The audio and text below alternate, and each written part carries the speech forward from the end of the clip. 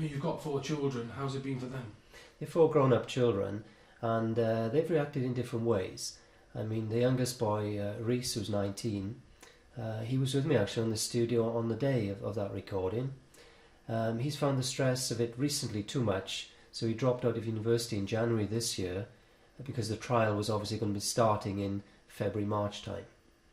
And one of my other daughters, Helen, she had a high-power job in London, which she just started. And in fact, she was doing a bit of travelling from Cardiff to London. And on the morning that we were raided here by the police at 6:30, Helen had just left for work to Paddington. She had to be phoned up in London and told what had happened to me, so she was shocked by that. She's found the strain of all this a bit too much with coping with a new job in a big city, so she's now come back to Cardiff. I think the other 2 have sort of coped with it better. But obviously it's a strain for the whole family. It's been a strain for my wife, who suffers from an illness anyway, and she could well have done without this. And how does it feel then that you put your family through what happened?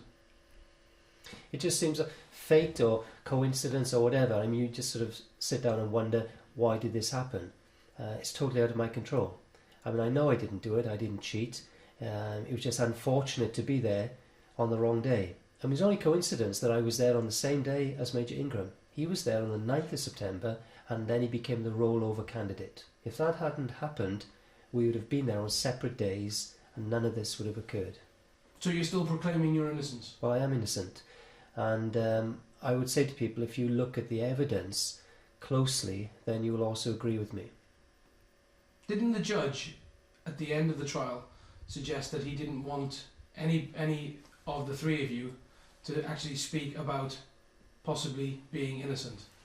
No, I don't think he said that. I think he said to Major Ingram that he shouldn't be pursuing his sort of civil claim that he was entitled to £1 million. In fairness to the judge's summing up favoured the defence. Most judges summing up apparently favour the prosecution, but he definitely clearly favoured the defence. And I was totally shocked when the jury came in with a guilty verdict. The people in the public gallery, even the journalists there, were expecting a not guilty verdict because there was considerable amount of doubt on various areas. I mean, if you want to examine a few of those areas, obviously we can. When you look back at the trial, did you ever think to yourself, why have I done this? Why have I been put in this position? Well, I didn't do anything wrong. I'm in a position because of just coincidences and circumstances. When I was on the witness stand, I explained that as fully as I could, and I gave, I would say, a good defence of myself, and I tried to explain on the evidence that I hadn't done anything wrong. And I believe that the evidence, even of this distorted soundtrack that we will hear on the programme on Easter Monday, backs me up. It is full of holes, and there are a few parts of it which clearly stand out as wrong. But if you are proclaiming your innocence, you must be pretty confident of getting the appeal. Where do you stand on that? My QC at the moment is looking at the legal aspects of an appeal, and obviously if he tells me that we've got a legal point to appeal, then I would certainly want to appeal. The only thing that could possibly stop me is whether the costs of appealing could be too much for me. One of the interesting points that I'd like to ask you is, what was your relationship with Major Ingram and his wife? Had you met and had you been friends in any way? I hadn't met either of them. I'd never even spoken to Major Ingram. The only connection was I met up with Diana Ingram's brother called Adrian Pollock, who lives in Vale of Glamorgan. And I'd innocently been talking to him about quiz questions, closest to questions on the Millionaire programme, mostly by telephone. I'd only ever met him face to face twice. He'd gone away for the summer holidays and he'd said, "Do you mind talking to my sister? She's interested in this quiz." So I had a number of telephone conversations with her. Same sort of line, very innocent, exactly what people do. If you look at the ITV Celador, it's called a Millionaire Forum. It's on the internet, or at least it was. I think they stopped it last week. And there are loads of people there who talk to each other, and it's exactly that kind of conversation. Can you advise me how to get on the show? What help can you give me the closest two questions? What time should I phone up the lines? What day should I phone for? In other words, it's sort of quiz enthusiasts, no more than that. And that's an official millionaire website. Set up by Celador ITV actually, and I didn't realise at the time. I only picked it up last year when my barrister mentioned it to me. But I've watched it recently, and you'll see exactly the same things. It's just quiz enthusiasts talking to each other. They've got a hobby, and anyone who's got a hobby knows that they can talk to other people with the same hobby for hours and hours, basically, boring everyone else to death. Had you always been a fan of quizzes? For many years, yeah. I mean, I've been on a few quizzes, but I haven't done very well. 15 to 1, Brain of Britain, Sale of the Century. Again, I've said to people, if you look at my record on quiz shows where I haven't done very well, you wouldn't want to rely on me to cough the answer for you on £500,000 or whatever, because I'd probably get it wrong. So you wouldn't deem yourself as a very good person to be in a pub quiz? I can't be. I was on 15 to 1 and they got 2 questions in round 1. You need to get one of them to proceed. I got both of them wrong. When I was on Sale of the Century, out of 3 contestants, I came third. I got the booby prize of an atlas. I'm the last person in the world that you're really going to rely on, because you are relying on me, to cough for you on £500,000 or £1 million question. Apparently also, it's even worse than that. In the prosecution case against me is not only that I've coughed on answers to help Major Ingram, but on a £250,000 question, they say that I didn't know the answer or wasn't sure of it was hat. And I asked the guy sitting next to me, Tom Lucy, and he says it's hat. So apparently now, within a few seconds, I rely on the word of a complete stranger, I'd only met him that afternoon, to then cough to Major Ingram on the risk of losing £93,000. I'm a very cautious person anyway, but that is also part of the ludicrous case against me. How did you feel when the guilty verdict was delivered? Terrible. I mean, my heart was pounding, I was shaking. I was very shocked. I mean, the only relief that came very quickly was the judge saying, "You're not going to jail, it's a suspended sentence." And that was a relief, because I'd been told that because of the amount of money involved, if I was found guilty, then I would go to jail. But coming back to this distorted tape, it is not a true representation of the sound on the night. That is agreed by the sound experts, by the expert witness in the trial. And finally, coming to that word no on the £500,000 question. A lot of people seem to think that I shouted out the word no to Major Ingram because he was going to choose the answer of Berlin when the correct answer was actually Paris. But if you listen to it closely, what you'll see is this. First of all, in court, I was never identified as the person who said the word no. The expert witness did not identify me. No one sitting near me, contestants, said that I said the word no. And also, and people don't understand this, the word no was not shouted, it was in a partial whisper.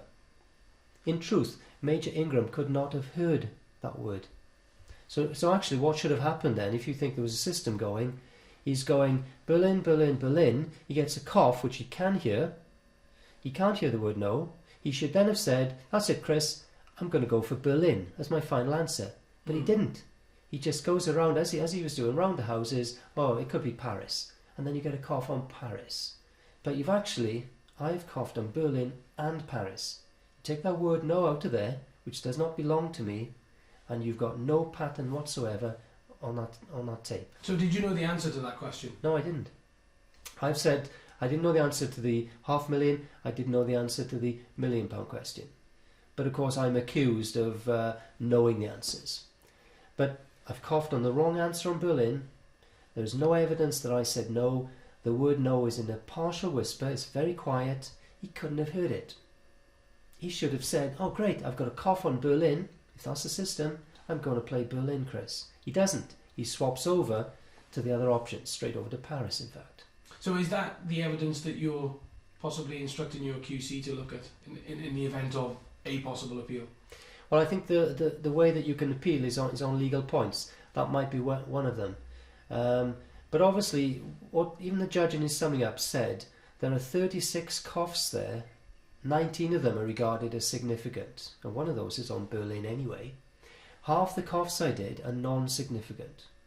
There are coughs on right answers, there are coughs on wrong answers, there are coughs on insignificant points, and very important to look out for on the programme. Where you would clearly expect a cough on a key answer, there are no coughs. The coughs that occur there are coincidental. If there was a scheme going on, it would look and sound a lot better and clearer than what you're going to hear on that programme. How determined are you to clear your name? Because you did mention there's been obviously a big strain on your family. If you were to try to clear your name, any big possible court event as well is going to be closely monitored yet again. Your family's going to be put through the same sort of ordeal. So how determined are you? I can only be as determined and guided by the advice of the QC. What are the legal points? What is the possibility or chances of overturning the verdict? And also, how expensive is it going to be? I certainly don't want to put my family through any more expense. We all know in the house here that I didn't do it.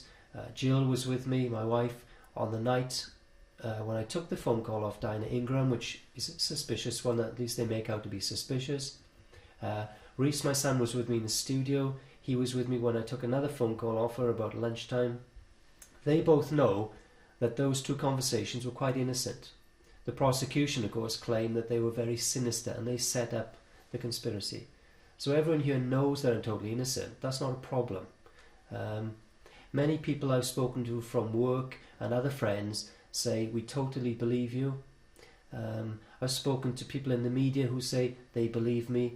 And possibly I've been made a scapegoat here, is a comment that's been made to me. So that's very heartening. Whether I can legally overturn the result depends upon advice from QCs. And what about Major Ingram and his wife? Do they plan to appeal? I don't know. I mean, I've only what I've read in the newspapers that possibly they do, but I mean, I'm not in contact with them, so I don't know. Okay, and I suppose this has been a difficult time for your family. How do you think they'll react when they see the programme tomorrow? Is it a case of this household perhaps dreading the programme tomorrow? You probably various reactions. As some people would dread it, others will say, well, let's see what they're going to say. I know, for example, they're going to show a distorted soundtrack. I know that it's going to be totally biased against me. I know that they're going to get loads of Celador staff to say that they were totally convinced something was going on at an early stage. It's all hindsight, isn't it? They're all saying this with hindsight. What I would say to the Celador staff is, if you thought something was going on during that programme, it took almost an hour to do, why didn't you stop the recording? One of the Celador staff, for example, the floor manager, Phil Davis, said that he was suspicious of my coughing and me talking or whispering to Tom Lucy, the contestant next to me, but he did not he did not link my coughing with Major Ingram's answers. When I was, he could have stopped the programme, that guy, he was the floor manager, he didn't. When I actually asked for water, they never gave me any water, I had to ask for water after the £500,000 question.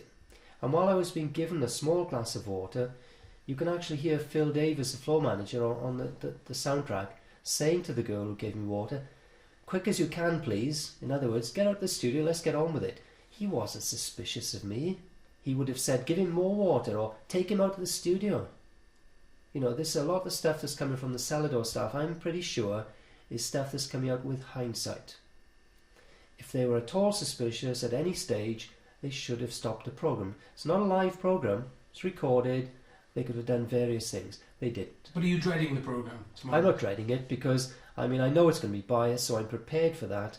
What I will then have a look at is how biased it is, and then next week I'll carry on my defence, highlighting, you know, the bias points that have been made against me. I know most of the ones that are going to be said anyway. What about your job? You've resigned?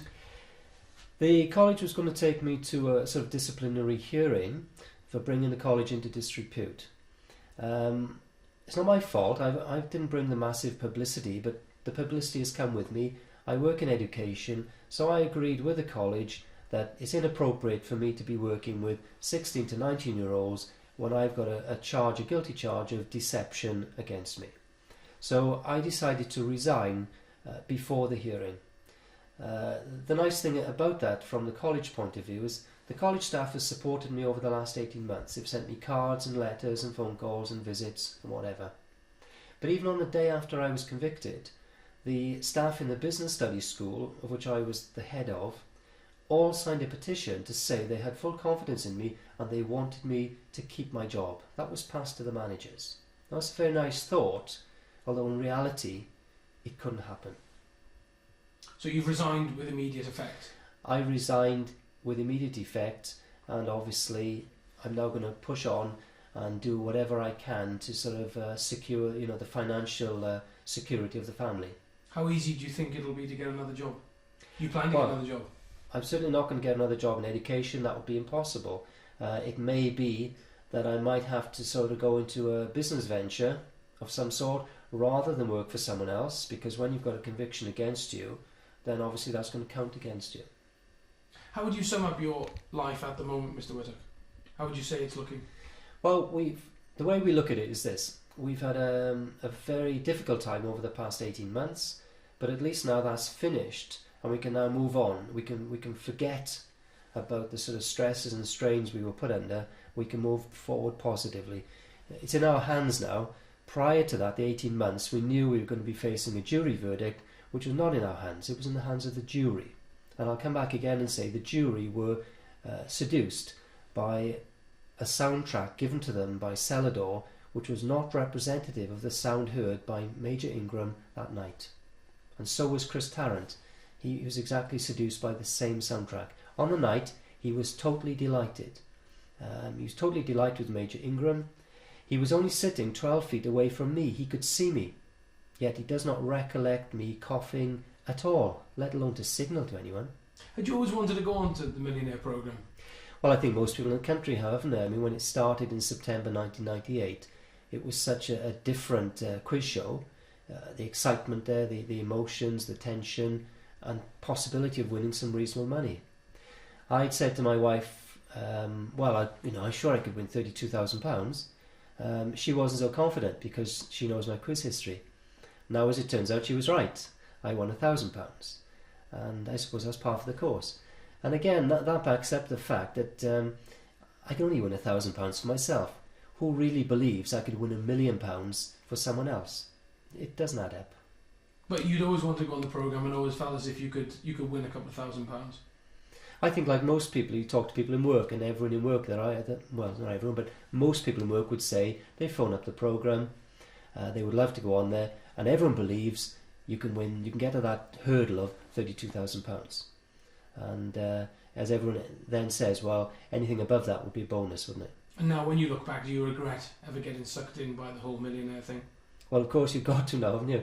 But all we've got to say is, okay, we've gone through it, we've passed through it, and it's certainly an experience that we'll never forget. And obviously we move forward now to the future in as positive a way as we can. We're a strong family here, so there's no problem with that. Just one last question about the trial. Did you ever fear that perhaps you might be given a prison sentence? Yes, because the QCs advised me that if I was found guilty, then it was quite likely, more than likely, that I would go to prison. And in fact, and this is a point as well, that the judge is regarded as quite a harsh judge, and we could have expected a few years in prison. Now, the judge saw all the evidence, and many people think as well that perhaps he didn't, in his heart, think we should have been guilty, which is why immediately he gave suspended sentences for what was, after all, supposedly a serious crime of stealing £1 million. But when you were told by a QC... Sorry to interrupt. Just move it slightly across here, because the sun's gone in just... If I move it to you, okay. Sorry, what? The sun just gone in just a little bit, so I can just get a little bit more light on the face. That's it. Okay, hang on a second. Okay, camera right here. Okay, when the QCs advised you that you may go to prison, just reflect on what you told your family at the time, and was that a devastating moment? Basically, what I told the family is that the evidence that was put against me was not conclusive, and that I would get a not guilty verdict. We never even considered a guilty verdict, because we've seen all the witness statements. Don't forget, out of all the audience members and contestants in that studio, only one person, Larry Whitehurst, actually connected my coughing, and only then on one or two questions, to Major Ingram. All other people who had any comment to make about my coughing either said it didn't bother them, or they thought that I was suffering from a cold or a throat complaint or the flu. And I was on an allergic reaction, and that's all that was happening there. I never for one moment thought that a jury would bring in a guilty verdict. I mean, especially when you had Professor Maurice, the European expert on chronic coughs, come to the court and explain that there are 3 causes of coughs, chronic coughs, and I've got 2 of them, rhinitis and asthma. And he said that my medical history and his examination of me gave him a convincing explanation for my coughing on that night. And I felt that, you know, he was a brilliant witness for me, and I thought that jury members would definitely say there's immense doubt here, it has to be not guilty. And have you... Billy Ben. Just look at the reflections. Very relaxed. Thank you very much. Just look at it. Move your head to your left, Jace. Move my head to the left, yeah? You'll stop the reflections. Okay, there we go. I've got a purpose in life. Stop a reflection. That's fine. Okay. Okay, camera on. You plan to appeal. That hasn't been common knowledge, as you say, and you've got 14 days to possibly decide whether you're going to appeal. Well, the QCs are examining the legal technicalities at the moment, which they've been doing for the last fortnight, which means we've now got another fortnight in order to make the appeal. And obviously there's got to be a legal point there, which allows me to appeal, which I think there is. But I also need to consider how much the appeal will cost me. Because obviously if that was just too much, too expensive for me, that might thwart me. The reaction from relatives and from not within the house and neighbours, how's that been? Have you been able to walk through the streets of Whitchurch?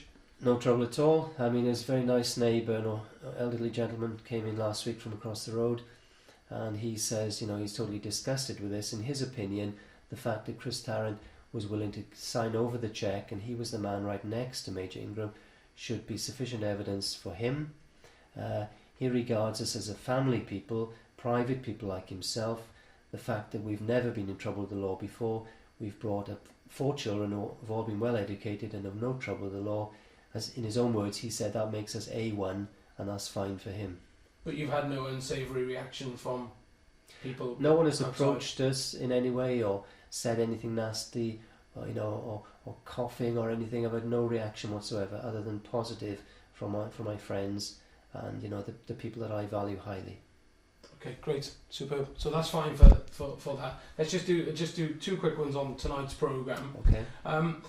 Tonight's programme, when it is aired, how will you be feeling? Well, I'm quite happy to watch it.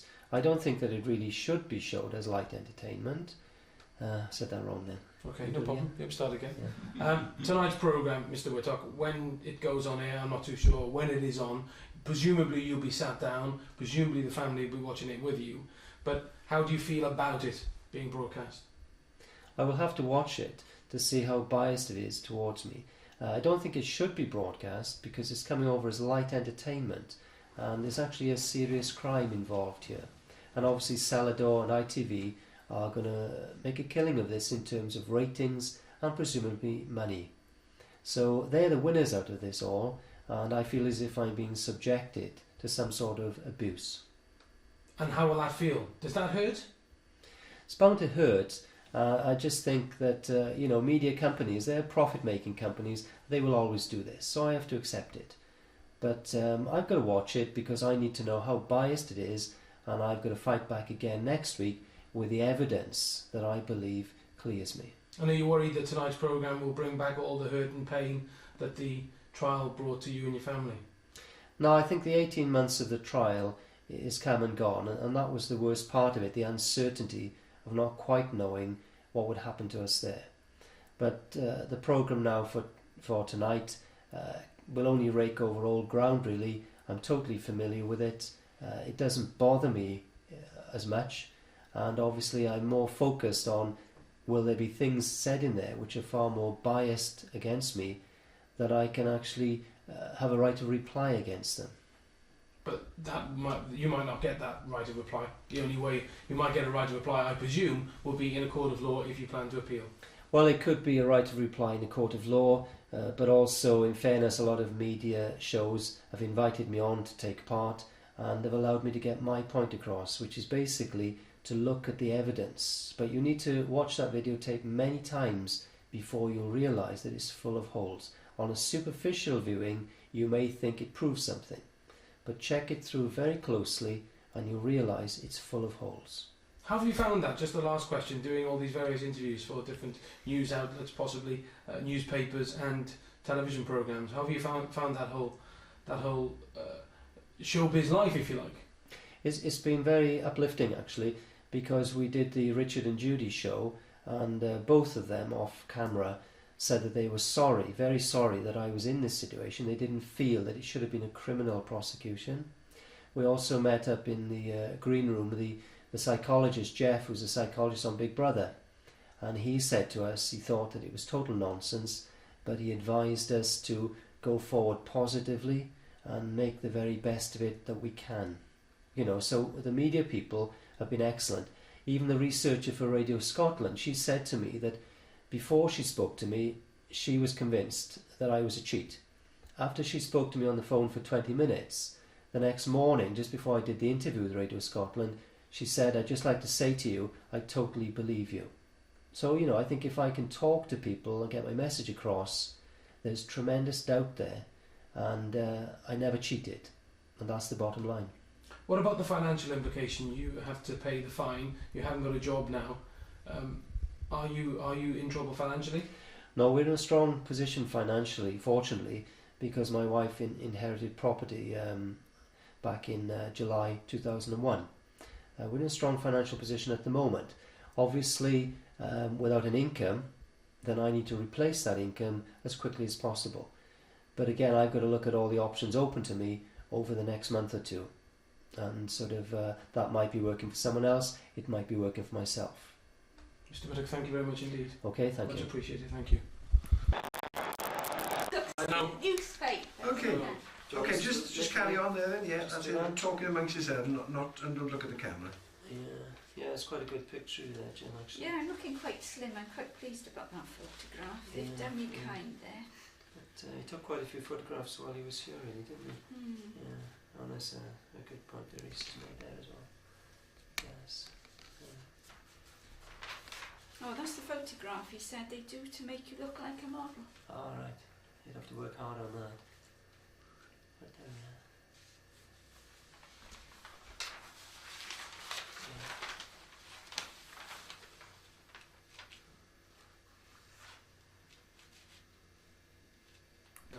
Yeah. That's it, just looking down there. That's it.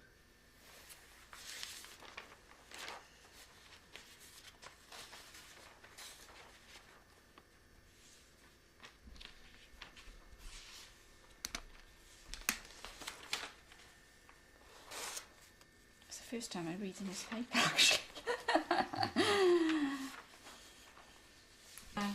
He was really good, he was. That's it, just be thumbing through the paper there. That's it. he was very positive. He's you know, to try and help us, in fairness. We had a very good interview with the Sunday Mirror last week as an exclusive arranged by Danny. Yeah. And they gave us you know, a good report.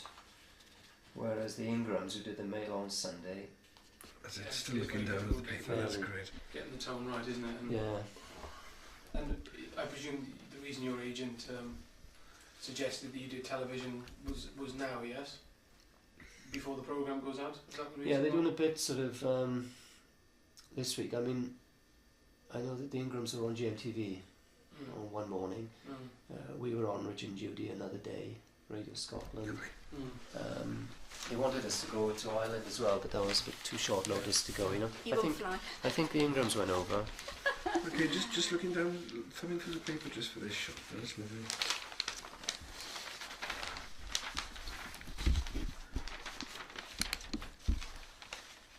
That's not Jerry Addison, is it? No, I don't. That's it, still keep going through the paper.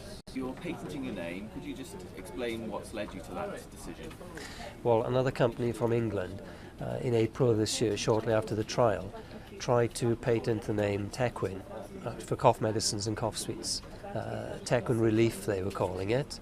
I saw that in the patent office, so I started to object to it. I thought that was unfair, and I'm now glad to say that this company has dropped out. So the patent on my name now, just Tecwen, will go through. It'll cover pharmaceutical products, so it could be cough sweets, cough pastilles, and medicines. Now, if any enterprising company, a local company probably wants to make use of this unique brand name of mine, come and talk to me. It's a bit of an extreme end to go to prevent them from using it. Do you feel that strongly that you want to protect your identity, as it were? Well, you never know to what extent these firms can do with your identity. I mean, we're all aware of identity theft these days. This particular firm as well bought up a couple of the websites with tecwen.co.uk, for example, and a couple of others as well. So it seemed quite a serious concern to me at the time. I've managed to get my own website, which is www.tecwenwhittock.com, so that beat them off in that respect. But in terms of the trademark and products, you know, I need to look after myself, really. Otherwise I'm going to get far more exploited than even ITV1 and Celador are doing to me at the moment. Do you feel flattered that they wanted to use your name to sell a brand of cosmetics?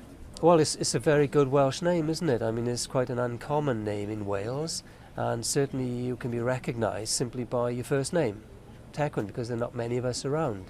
And it's certainly well known in Britain simply by my first name. So as a trademark or a brand name, it would be very useful to an enterprising company who wanted to take it up for, doesn't have to be cough sweets, it could be sweets. I've even got a patent on other products, clothes and toys and other things. There's a whole range of things that the name would be very suitable for. Do you see scope in taking advantage of your notoriety in the coughing business to sort of use that to your own advantage? I'm really following the same track as ITV and Celador and regard it as light entertainment, and obviously as a marketing possibility there. Basically, I'm an enterprising person. I don't want to sit on the dole doing nothing. I'd rather have a go at marketing myself. I have quite a good story to tell. I think it's no more than light entertainment. It's humorous. A lot of people are interested in listening to my after-dinner speeches, and they'll be interested to buy my book when it comes out. And is there anything more in the pipeline in terms of, projects that you've got planned? Well, as I say, there's after-dinner speaking, there's books. I've got the website up there. I'm also very interested in getting involved with charity. I've already donated some money to the Great Ormond Street Hospital for Children, but I would like to get involved with a local charity in South Wales. So if any local charity feels that they could use me, I'd be more than willing to help them. Okay?